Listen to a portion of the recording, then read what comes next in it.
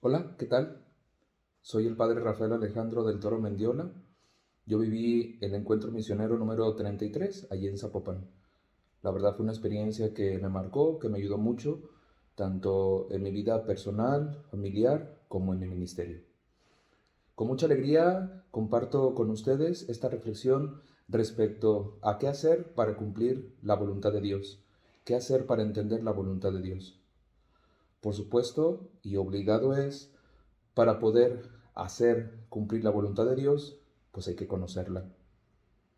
¿Cómo voy a atender lo que Dios me pide si antes no sé qué es eso que Dios me pide?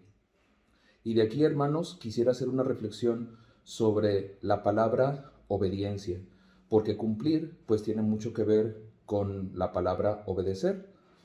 Obedecer viene del latín ob audire, que significa escuchar. Audire, escuchar. Para poder obedecer lo que alguien me pide, es necesario primero escucharlo. Para poder obedecer, cumplir, atender la voluntad de Dios, obligado es primero escucharlo. ¿Cómo podemos escuchar la voluntad de Dios? Claro que el lugar privilegiado lo tiene la oración. La oración, hermanos, es, dice Santa Teresa, un trato de amigos, un trato de tú con quien sabemos que nos ama. La oración no requiere mayor esfuerzo que presentarme ante aquel que me escucha, presentarme ante aquel que me ama, tal cual soy, transparente, como Él me conoce, y comenzar ese diálogo.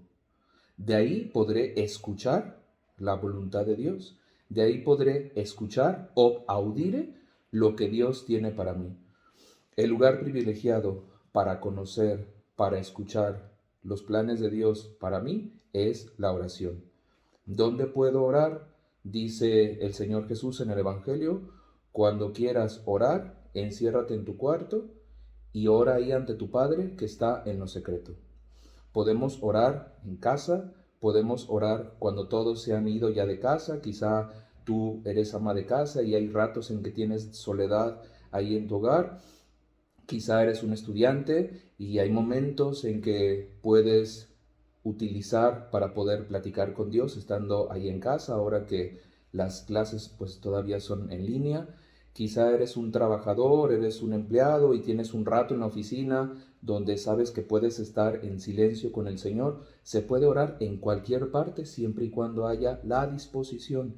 Por eso dice el Señor Jesús en el Evangelio, ahí enciérrate sabiendo que Dios te ama. De ahí que Santa Teresa define la oración como el trato con aquel que sabemos que nos ama. ¿Dónde más podemos orar?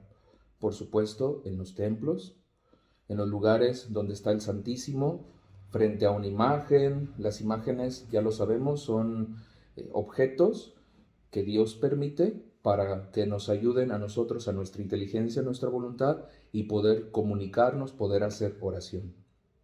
La oración pues se realiza, puede ser en el hogar, puede ser en la oficina, en un momento de silencio, puede ser en cualquier circunstancia, en cualquier sitio donde tu corazón se disponga. Les decía, en el templo es un lugar privilegiado, una capilla de oración.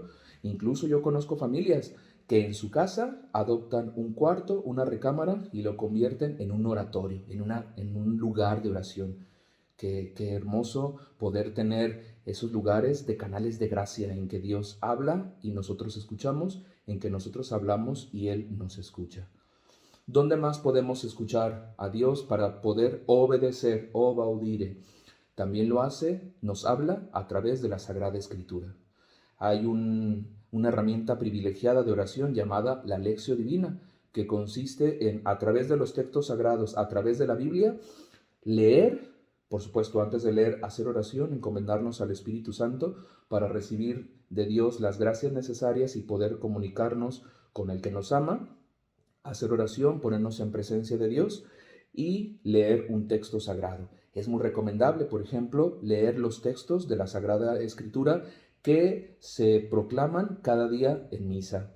Tener el misal ahí en tu hogar y leer el Evangelio, antes de hacer oración, leer el Evangelio y en cada parte, en cada párrafo, en cada renglón, donde sientas que Dios te está interpelando, donde sientas que Dios te está diciendo algo, ahí hacer una pausa y ponerte a orar, rumiar, masticar, digerir eso que Dios te quiere decir.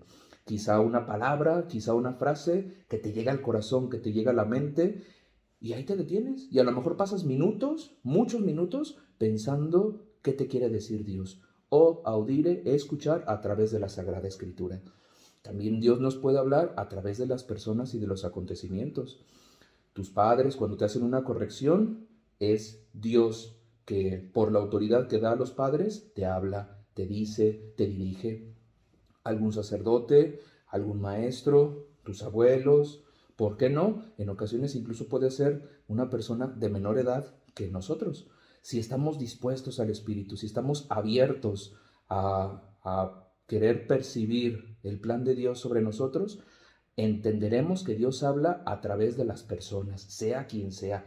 Puede ser algún desconocido que de repente de parte de Dios te da un mensaje aclarador respecto a alguna situación que tú necesitas resolver. Y a través de los acontecimientos, así como habla a través de las personas, también lo puede hacer a través de los acontecimientos. Por ejemplo, una enfermedad. No es que Dios mande la enfermedad. Mucha gente piensa que Dios manda las enfermedades para castigarnos, para torturarnos. No. Pero a través de esos acontecimientos puede ser que Dios nos esté queriendo comunicar algún mensaje. Quizá alguna situación complicada que estás viviendo en el trabajo, Dios te puede estar pidiendo algo, no lo sé. Será en oración como lo sepas discernir. Pues esto es lo que quería compartir con ustedes. Para poder cumplir la voluntad de Dios, primero hay que conocerla. ¿Y cómo la vamos a conocer? O audire, escuchando, obedeciendo, escuchando. ¿Dónde la vamos a escuchar? En primer lugar, a través de la oración, en tu hogar, en el templo, en algún sitio donde te sientas a gusto. En segundo lugar, a través de la Sagrada Escritura. Les comentaba la lección divina. Es palabra de Dios que se hace actual. La Biblia no es palabra muerta, es palabra de Dios que se hace actual. Y en tercer lugar, a través de las personas, a través de los acontecimientos. Pues mi bendición para todos ustedes y a pedirle al Señor que siempre su Espíritu nos conduzca para desempeñarnos de la mejor manera. Dios los bendiga. Cristo los ama y yo también.